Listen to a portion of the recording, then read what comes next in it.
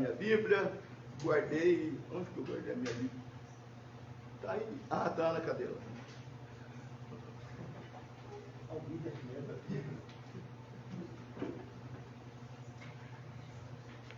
Perdi minha Bíblia na casa do Senhor, né? Vamos abrir, querido, Romanos. Capítulo 6. Romanos, capítulo 6. Glórias a Deus.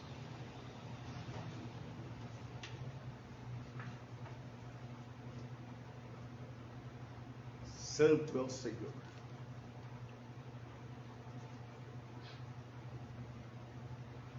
Que diremos, pois? Permaneceremos no pecado para que a graça seja mais abundante? De modo nenhum. Nós que estamos mortos para o pecado, como viveremos ainda nele?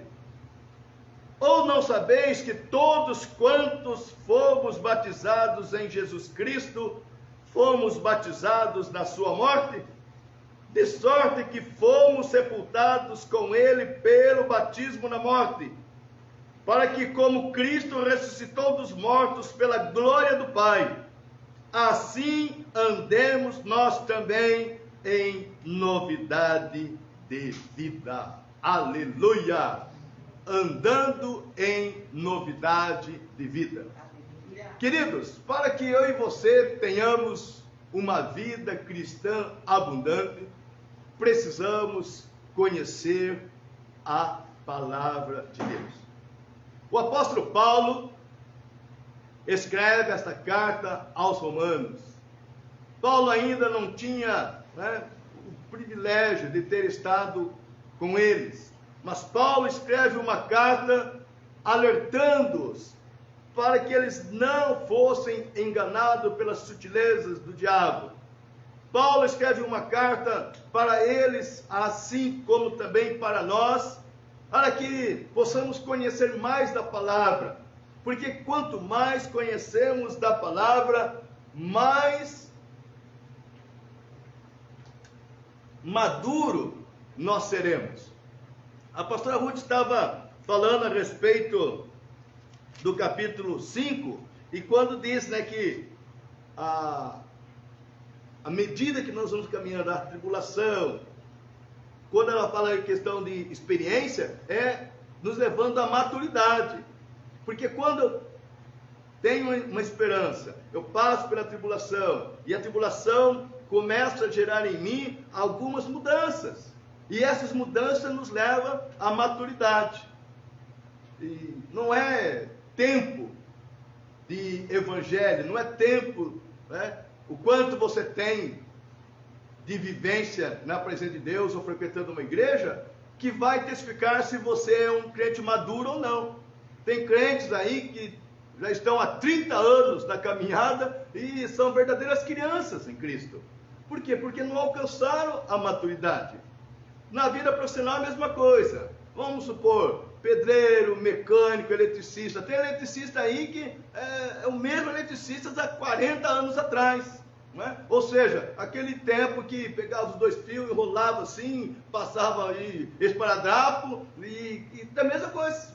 Ele vai fazer um serviço, quando você olha o serviço dele, é aquela lambança. Por quê? Porque não houve maturidade, ele não cresceu, ele não investiu na sua profissão. Mecânico, a mesma coisa. Não é? Tá lá, o que ele usa? Um martelão grandão, uma talhadeira, e onde ele vai, leva aquele martelo, aquela talhadeira, e vai ver uma Mercedes, um Audi, e chega com aquela duas ferramentas enormes lá. Quem que vai deixar o cara tocar no carro dele?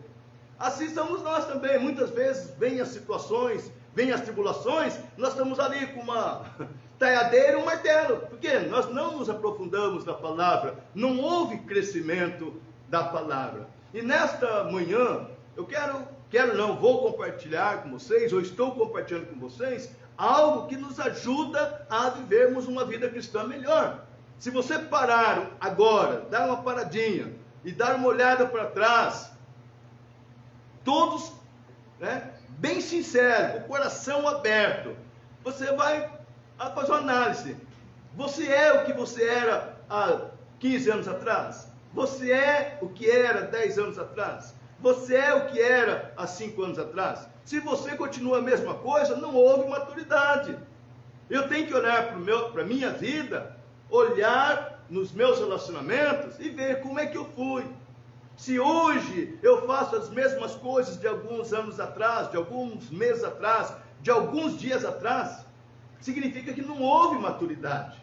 Mas a Bíblia nos ensina que temos que viver em novidade de vida. E para que eu e você entendamos essa verdade, Paulo utilizou do batismo. Olha só o que ele diz. Que diremos, pois? Permaneceremos no pecado para que a graça seja mais abundante? Ele quis aqui, dar um alertazinho aqui, um parênteses, eu espero fechar o parênteses, um parênteses, de que os crentes daquela época, que estavam vivendo aqui em Roma, eles foram assim, seduzidos por uma doutrina muito interessante. Dizia assim, quanto mais você peca, mais a graça de Deus se manifesta. E aí então é o seguinte, vamos pecar, porque quando a gente pede perdão para Deus, a graça dele é cada vez maior, né? E existe até aquela situação que se usa quando se fala aos casais, dizendo assim que a briga melhora a briga entre casal melhora o relacionamento. A briga entre casal é bom, é salutar. Eu, pelo menos, acho que não, né? A Bíblia não mata isso. É melhor, né, se caminhar em paz, crendo, e se porventura houver alguma briga, uma discussão, é a oportunidade de correr aos pés de Jesus, pedir perdão. Agora, não, quanto mais a briga, significa que um se preocupa com o outro. Esse é irmão desse, né? Negativo. Então, Paulo diz, vocês estão pensando o quê? Se vocês permanecem no pecado, para que a graça seja mais abundante? De jeito nenhum, de jeito maneira. Tira isso do vocabulário de vocês. Não é isso não. Se vocês conheceram a Jesus, se vocês se identificaram com Jesus Cristo, a vida de vocês tem que ser cada vez melhor, fugindo do pecado. E se é uma coisa que o Paulo fala muito em Romanos, é sobre o pecado. Essa palavra tem sido deixada de lado, e até existe uma pregação por aí, dizendo assim que não se deve falar muito do pecado, não se deve falar muito do inferno, porque isso assusta as pessoas.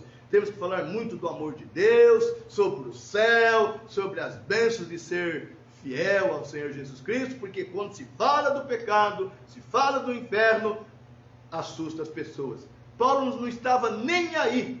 Paulo caía matando mesmo, como diz na gíria. Pegava pesado para dizer, olha, vocês não podem mais permanecer no pecado. E João vem e dá ainda uma força maior e diz, não é para pecar mais. Mas se pecar, vai ser uma consequência, uma situação, um descuido. Mas temos um advogado junto ao Pai, que é Jesus Cristo. E Ele nos perdoa e nos purifica de todo o pecado. Amém, queridos? Então, nós temos que caminhar crendo nessa palavra. E ele diz, de modo nenhum, nós que estamos mortos para o pecado, como viveremos ainda nele? Ele está dizendo, não tem jeito. Se converteu e continua na mesma coisa, mentindo, enganando. Alguns adulteram, não é? Alguns realmente partem para vingança, coração cheio de amargura, não perdoa ninguém, sempre brigando, sempre intransigente, sempre emburrado. Ele está dizendo, não, isso é pecado, não é de Deus, isso é da carne. Se é da carne, é pecado. Paulo diz, não é para isso não. Nós que estamos mortos para o pecado, como viveremos ainda nele? Ou não sabeis que todos quantos fomos batizados em Jesus Cristo, fomos batizados na sua morte? E aí ele usa o batismo. Queridos, eu e você não podemos nos esquecer desse dia em que fomos batizados, no dia que descemos as águas. Porque naquele dia, aquele sinal, aquele momento, aquela situação, nos aponta para 3 direções. que nos faz entender, compreender, como eu sempre falo. Entender a coisa, compreender é você colocar em prática aquilo que você entendeu. Se você não compreendeu, você só entendeu e não colocou em prática, não compreendeu. Mas se você entende e compreende, significa que você está colocando em prática. Entenderam, né? Essa é um joguinho de palavras que vocês não vão esquecer. De vez em quando vocês forem pregar aqui, com certeza alguém vai dizer, como diz o pastor Vanderlei, entendeu e não compreendeu. Entendeu e compreendeu, ou entendeu e não compreendeu. Temos que entender e compreender. Entender a situação, compreender. Isso é preciso ser colocado em prática. E ele usa então o batismo. Mas o que significa o batismo? Nós olhamos para a igreja de hoje, sou eu, é você, olhamos para a igreja de hoje, com irmãos de várias denominações, e nós pensamos que esta palavra ela tem razão de estar aqui. Porque muitas vezes nós nos esquecemos do batismo. Muitos só valorizam o batismo quando eles partem para uma outra denominação e lá eles exigem que seja batizado. Não, eu não vou ser batizado porque eu já fui batizado. Aí ele lembra que foi batizado. Mas entender o processo do batismo, entendeu, mas não compreendeu, porque não coloca em prática. E quando nós olhamos para o batismo, quando Paulo coloca aqui o batismo como algo didático, ele está apontando aqui, primeiramente, para um ato espiritual. Ninguém é batizado por querer ser batizado. Por isso que nós, evangélicos, não batizamos crianças, porque as crianças não sabem, não discernem, não sabem o que está sendo feito naquele momento. A palavra de Deus nos diz que se creres e for batizado, se creres e for batizado. Pastor, mas o senhor está pregando heresia, porque o ladrão da cruz não foi batizado. Ele não foi batizado porque ele morreu ali na cruz, queridos. Porque com certeza, se ele descesse daquela cruz, a primeira coisa que ele iria desejar é ser batizado. Filipe estava conversando com o eunuco, explicando a palavra de Deus através do evangelho de Isaías, que é considerado como o evangelho do Velho Testamento. Ele vai conversando com o eunuco. Primeiro ele pergunta para o eunuco, você está entendendo o que você está lendo? Ele diz, como é que eu vou entender? Se não tem quem me explique. Esse é o problema? Fica firme aí, dirigindo o coxo aí, a carruagem, que eu vou explicar para você. E foi explicando. Chegou um dado momento, ele disse, eis água. Que impede que eu seja batizado? É lícito, se creres. Ele creu e foi batizado. Por quê? Porque creu. No Novo Testamento é a mesma coisa. É a mesma coisa, estamos falando do Novo Testamento, né? E ele então confirma aquilo que está no Evangelho. Ele é batizado. Por isso, querido, que o batismo na vida de um ser humano é algo muito sério. É algo, de um significado espiritual muito forte. Porque quando eu sou batizado, quando você é batizado, você está declarando, eu creio em Jesus. Eu creio que não existe outro mediador entre eu e Deus, a não ser Jesus Cristo, e este crucificado na cruz, que ressuscitou ao terceiro dia, e está à direita do Pai. Eu creio nesse Jesus. Por isso, eu quero ser batizado. E esse batismo, querido, deve ter trazido a mim e a você,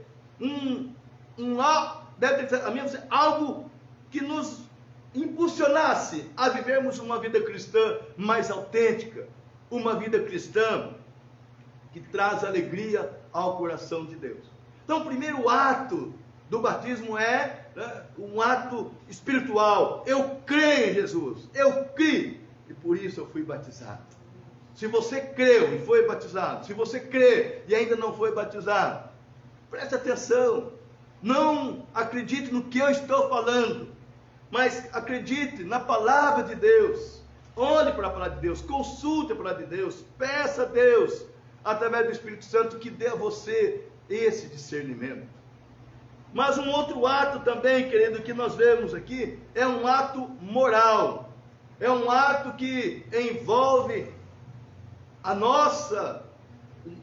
o nosso caráter diante do mundo, diante das pessoas que convivem conosco. Quando você é batizado, você vai descer as águas e você vai sair das águas. Você está declarando para o inferno, declarando para os céus, declarando para as pessoas que convivem conosco, que você assume que você é de Jesus Cristo.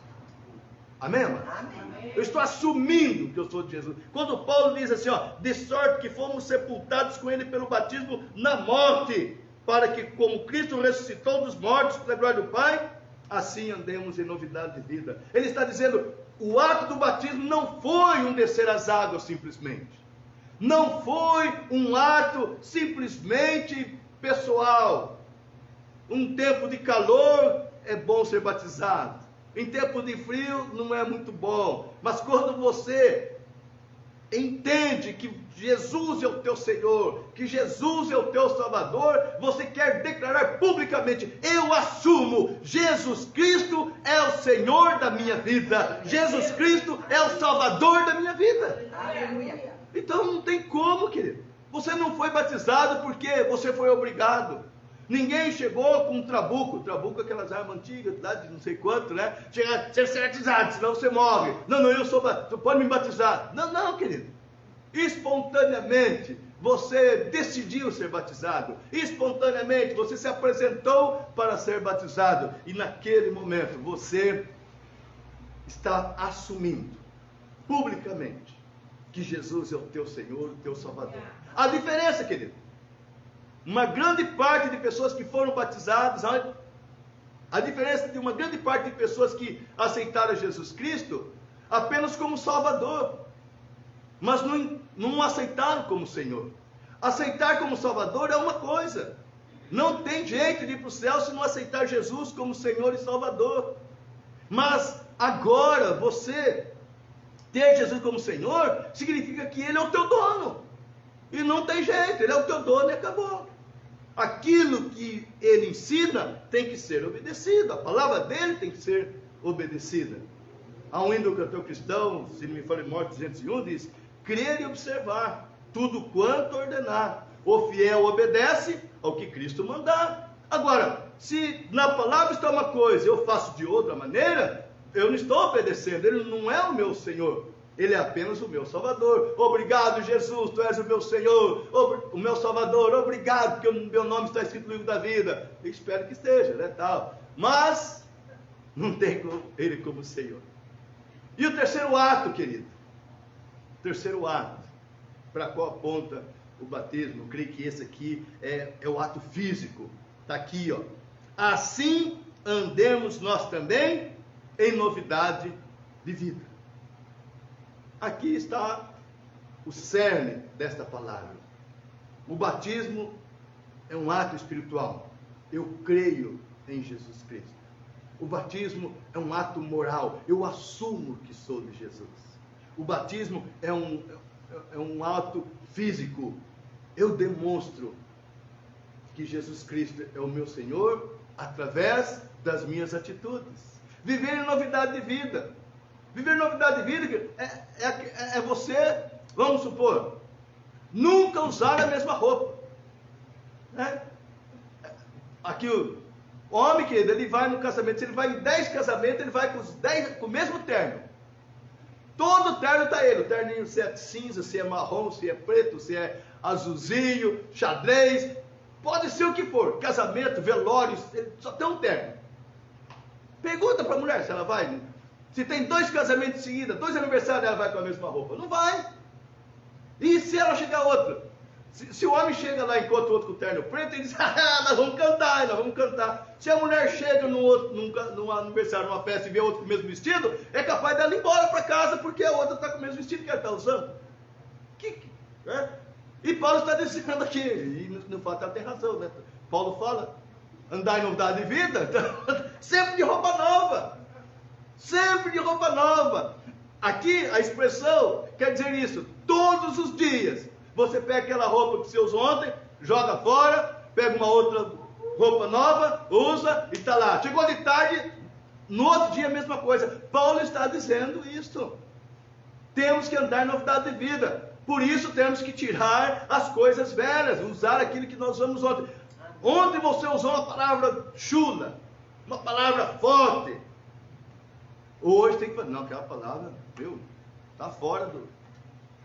Ontem, sexta-feira, eu participei, nessa semana, ali na igreja Amor e Graça, houve uma semana estudando o livro de Tiago. E na sexta-feira, foi interessante que o irmão Joelson, ele pregou, e quando ele foi pregar, ele tirou o púlpito e colocou lá uma tábua de passar roupa, colocou lá aqueles borrifador de água, colocou lá um ferro elétrico, colocou lá uma roupinha que tá, como está sendo passado, e colocou mais duas do lado aqui, e todo mundo, eu, que assim, eu falei, mas que será, né? Usar o púlpito aí, desse jeito aí? Eu falei, bom, os Bola de Neve usa uma prancha como púlpito, né? Acho que o irmão Joelson está inovando, né? Vai usar a tábua para passar roupa, acho que é para passar o crente a limpo, né? Para passar a gente a limpo. E todo mundo, chegou no final, ele disse assim, olha, creio que todos vocês pensaram, por que razão que essa tábua está aqui? Ela tem uma razão. Aqui é o lugar dela? Não, o lugar dela é em casa, num lugar separado, no lugar onde a mulher ou o homem vai passar a sua roupa. Ela não devia estar aqui. Aí ele fala, fez uma aplicação do Tiago. Assim é também a nossa vida. Tem coisa aqui dentro que não deve estar aqui. Que não é o lugar dele, não é aqui. O lugar é lá, no lixo do inferno. Não é para estar aqui. O que é para estar aqui é o que diz em Gálatas. O fruto do Espírito. Mas as obras da carne não é para estar aqui. Aquela sujeira toda que nós encontramos no livro de Gálatas. Não é para estar aqui. Então, orgulho, maledicência, murmuração, falta de perdão, não é para estar aqui dentro. E aí Paulo está dizendo, isso é novidade de vida. Eu tenho que reconhecer que algumas coisas que eu estou usando hoje não eram mais para estar sendo usada, era para ter sido lançado fora, ter sido jogado fora. Mas não, parece que nós gostamos. Sabe aquela... As mulheres não é tanto, mas os homens têm aquela assim, aquela camisa preferida. Tem 8 camisas, passadinha. Mas ele quer aquela uma que ele gosta. Ele diz, mas aquela está suja. Ah, mas por que você não lavou? Mas homem de Deus tem 8 camisas aí diferentes. Você pode dizer, mas eu queria aquela. Eu não sei se sou eu que sou pecador, se tem alguns outros homens que pecam assim também, né? Mas parece que uma coisa até demoníaca até. Não, gente, você vai com uma outra hoje. Hoje até eu vim porque a Ruth passou essa aqui, mas hoje eu vim com uma camisa florida, né, tudo. E, amanhã eu vou me libertar, amanhã eu vou com camisa florida. Qualquer desse domingo de manhã eu tô vendo. Por quê? Porque eu preciso me libertar, não é? Agora, eu gosto de usar terno, eu gosto, mas como é que eu vou, esse calor terrível, tremendo. Não, mas eu tenho que usar terno, sempre usei terno. Aí vai tirando, você vê que o pastor foi saindo devagarinho, né? Primeiro foi, depois o paletó, agora já até com camisa fora da calça, assim, né? Mas não é isso aqui que vai. Agora também não vou me escandalizar só para mostrar que eu sou diferente. Por isso que viver novidade de vida é isto. Viver novidade de vida, eu não sei se é fácil achar aqui da minha Bíblia, Gálatas, né? Pedro fala muito sobre isso aí. Meu Deus, Pedro, então, ele estraçalha. Gálatas, achei na minha Bíblia. Olha aqui, ó. Ele fala assim, porque Gálatas 5, versículo 19.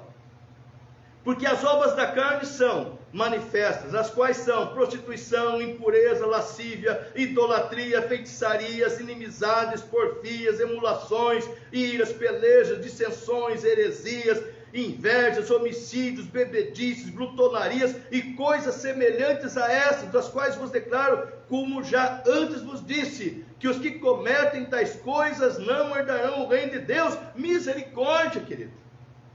Ele está dizendo é para viver em novidade de vida. Então não tem coisas que não podem mais fazer parte das nossas vidas. É o exemplo da tábua de passar roupa. Ela estava no lugar errado, não era para estar ali. Então, se essas coisas que estão aqui em Gálatas ainda faz parte das nossas vidas, elas estão em lugares errados, não é para estar aqui, porque aqui dentro, querido, é o templo do Espírito Santo, aqui dentro é o Espírito Santo que tem que dar direção, é Ele que tem que nos levar a ser pessoas amáveis, a pessoas sérias, falar sim quando for sim, não quando for não, também não pode ser dúvida, tem que dizer sim, mas não vou dizer sim, porque senão a pessoa vai ficar magoada, eu não posso dizer não, senão vai ficar triste, não, querido, quando é sim, é sim, quando é não, é não. Se alguém faz as coisas, vamos tomar cuidado para não revidar com a mesma moeda. Isto é viver novidade de vida. Mas se eu olho para o batismo apenas como um ato, eu esqueço das responsabilidades. É um ato sim, mas é um ato espiritual que testifica que Jesus é o meu Senhor, é o meu Salvador. É um ato moral que eu assumo publicamente que Jesus é o meu Senhor. É um ato espiritual, né? Que testifica que Jesus é o meu Salvador. É um ato moral que testifica que eu assumo que Jesus é o meu Senhor. E é um ato, né, físico, através das minhas atitudes. Aquilo que eu falo, aquilo que eu ouço, o que as minhas mãos fazem, para onde meus pés me caminham. São atitudes físicas. Atitudes que demonstram, que testificam que Jesus Cristo é o meu Senhor, que testificam que Jesus Cristo é o meu Salvador. Por isso, se formos plantados juntamente com Ele na semelhança da sua morte, também o seremos na da sua ressurreição. Então, nesta manhã, queridos, eu quero deixar essa palavra com vocês, quero deixar essa palavra com vocês que estão nos ouvindo.